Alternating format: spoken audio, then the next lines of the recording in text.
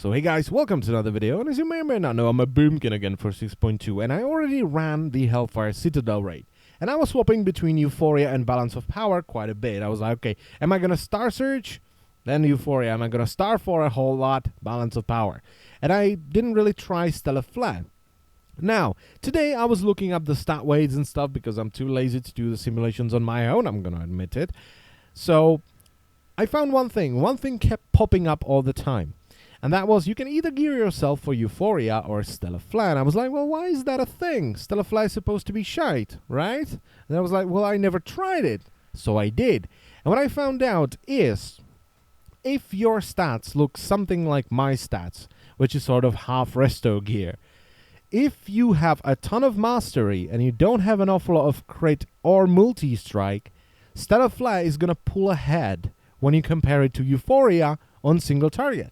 I was testing this for about an hour, and constantly I was pulling ahead by like 2k DPS with Stellar Flare when I put it up against Euphoria. So this video is here just in case you're a boomkin like me, and you're like, okay, so Stellar Flare used to be shit, then it was shit again, so it's shit now. It's actually not.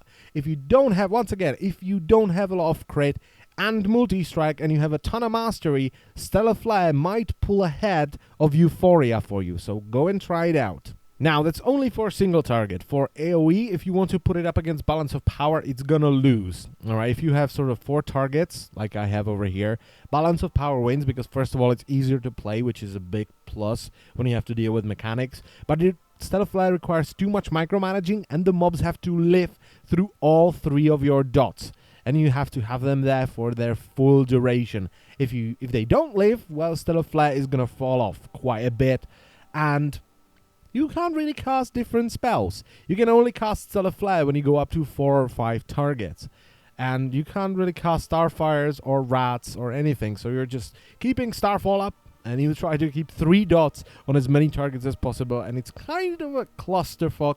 And I would only go with Stellar Flare on single target and maybe 2 targets, alright?